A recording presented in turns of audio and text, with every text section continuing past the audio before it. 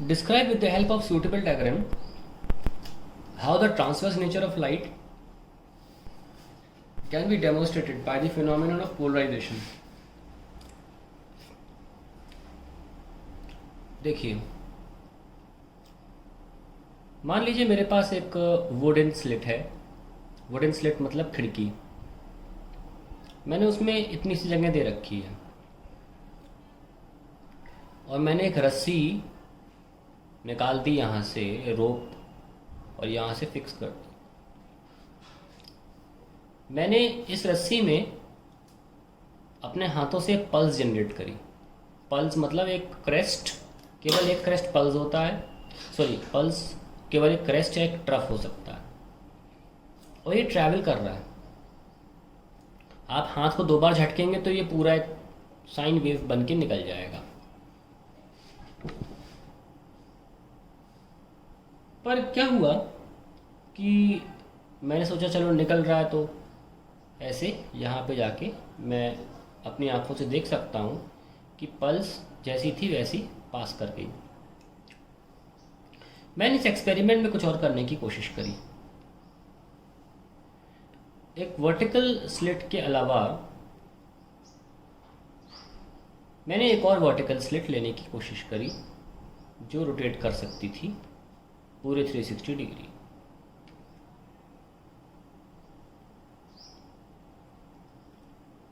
और मैंने pulse generate करी और ऑब्वियसली पल्स पास होती दिख भी गई। अब मैंने क्या किया इसके बाद,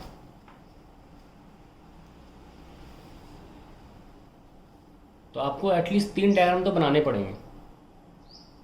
डायग्राम जितना बनाओगे उतना लिखना कम पड़ेगा। अब मैंने इस स्लिट को रोटेट करना शुरू किया।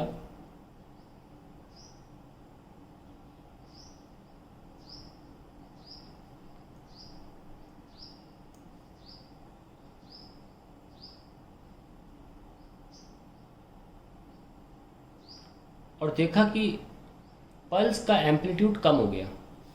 वजह ये थी कि अभी मैंने पूरा रोटेट नहीं किया, मतलब अभी भी किसी एंगल पर है, 90 डिग्री इससे नहीं है, थोड़ी टेढ़ी है। कारण ये हुआ कि ये पल्स थी, ये इस स्लिट की एजेस से टकरा गई और एनर्जी लूज कर दी इसने और पल्स की हाइट कम हो गई। बाद में मैंने इस स्लिट को पूरा 90 डिग्री रोटेट कर दिया, पूरा 90 डिग्री ऐसे रोटेट कर दिया। बहुत सिंपल बात है समझना ऑब्वियसली कि अब पल्स जो है वो पूरी टकरा जाएगी और यहाँ पे हमको एम्पलीट्यूड क्या मिलेगा, 0। और intensity is proportional to amplitude square, तो इंटेंसिटी भी हम कह सकते हैं कि 0 हो गई।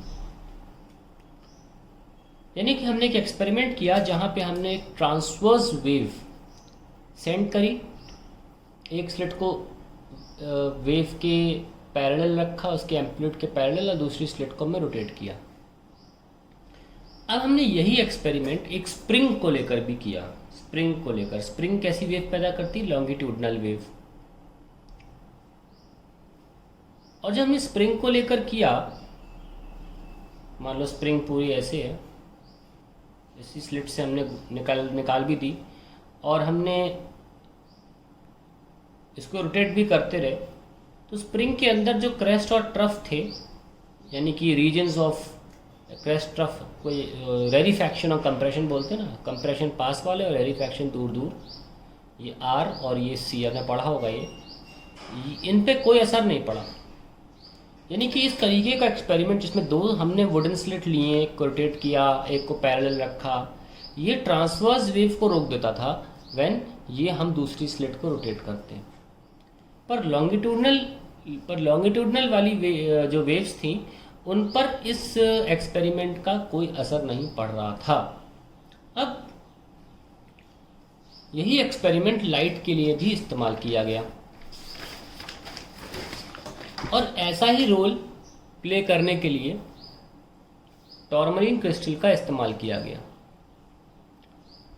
टॉर्मलिन क्रिस्टल की खास बात ये थी कि इसमें 2 चीज़ें होती थी, एक मॉलिक्यूलर एक्सिस और एक ट्रांसमिशन एक्सिस। ये एक तरह का एक ही क्रिस्टल दो वुडन स्लिट का रोल प्ले करता था। मान लीजिए ये हमारा क्रिस्टल है, tourmaline crystal, TC, okay, tourmaline crystal. अब हमने जब लाइट इसमें भेजी, ऑब्वियसली दो टॉर्मलिन क्रिस्टल रखने पड़ेंगे हमको, दो टॉर्मलिन क्रिस्टल रखने पड़ेंगे। तो देखिए लाइट की जो वाइब्रेशंस होती हैं वो चारों तरफ होती हैं, पर हम उन, जैसे लाइट है तो उसकी, जैसे मान लो लाइट ऐसे ट्रैवल कर रही है ऐसे, तो इस दिशा को छोड़ के, ट्रैवलिंग की दिशा को छोड़ के बाकी हर जगह लाइट की वाइब्रेशंस होती हैं। कौन वाइब्रेट करता है लाइट में? Electric field and magnetic field, ये वाइब्रेट करती हैं। इसमें मैग्नेटिक फील्ड को लेकर हम इस चैप्टर में बात नहीं करते हैं, क्योंकि पोलराइजेशन केवल इलेक्ट्रिक फील्ड का होता है। तो इलेक्ट्रिक फील्ड की वाइब्रेशंस इस पूरे सर्कल में हर जगह होती हैं सिवाय इस डायरेक्शन के। For the sake of simplicity हम इन सारी वाइब्रेशंस को वेक्टोरियली ऐड और सब्ट्रैक्ट करके सिर्फ दो डायरेक्शंस में कन्वर्ट कर लेते हैं पेपर पे दिखाने के लिए। ऐसा हम 2D में करते हैं, ऐसा होता नहीं है, पर 2 डायमेंशनली रिप्रेजेंट करने के लिए हम ऐसा करते हैं। तो क्या होता है कि कुछ वाइब्रेशंस दो डायरेक्शन में बच जाती हैं, एक तो पेपर के ऊपर और एक पेपर के अंदर बाहर, जिसको हम डॉट से दिखाते हैं। तो ये देखिए, तो पेपर के ऊपर, पेपर के अंदर बाहर, ऐसे। तो ये टॉर्मलिन क्रिस्टल जो था, इसमें से हमने लाइट निकाली और इसने एक वाइब्रेशन अब्जॉर्ब कर ली पूरी तरीके से।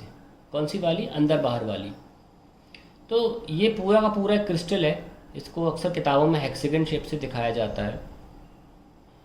अब्जॉर्प्शन का मतलब ये होता है कि जो वाइब्रेशंस, जैसे कि डॉट वाली मैंने चूज़ करी, कुछ भी चूज़ कर सकते थे, वो इस क्रिस्टल के मॉलिक्यूलर एक्सिस पे गिरी, और मॉलिक्यूलर एक्सिस क्या करता है? इन वाइब्रेशंस को एब्जॉर्ब कर लेता है। बची कौन सी? केवल on the plane of paper. पर ये by the normal eye detectable नहीं होती। हम ये नॉर्मल आई से नहीं बता सकते कि इस लाइट में इंटेंसिटी कम हो गई है क्योंकि आधी वाइब्रेशन गायब हो गई है, नहीं बता सकते।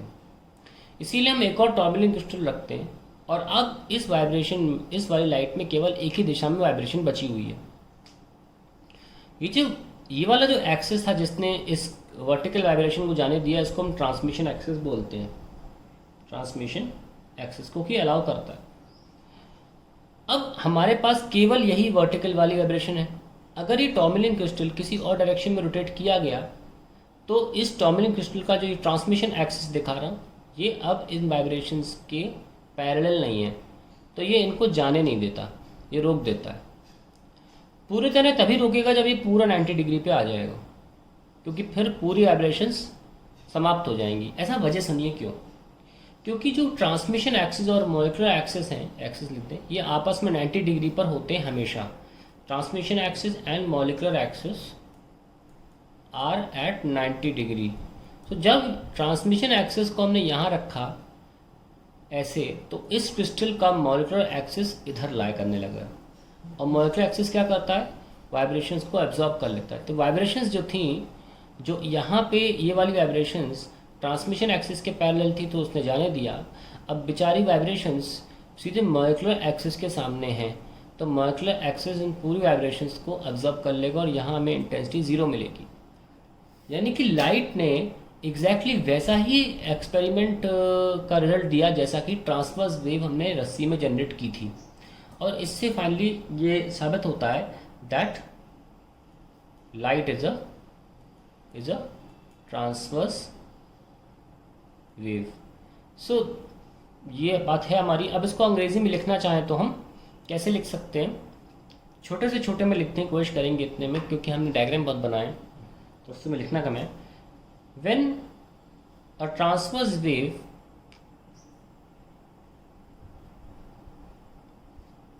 is allowed to pass through two wooden slits, of which the second one is rotated,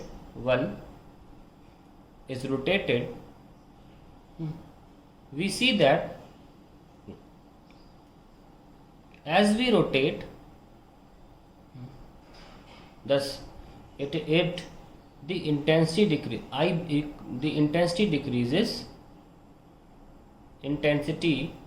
decreases and finally becomes zero.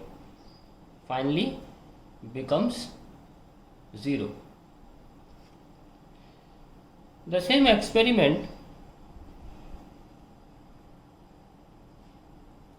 failed for longitudinal waves formed in spring. Longitudinal waves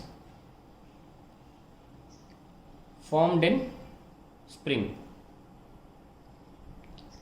Now, using tourmaline crystal,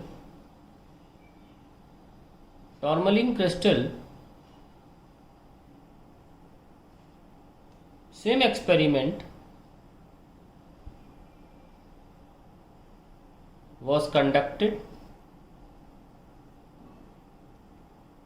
on light and it gave same result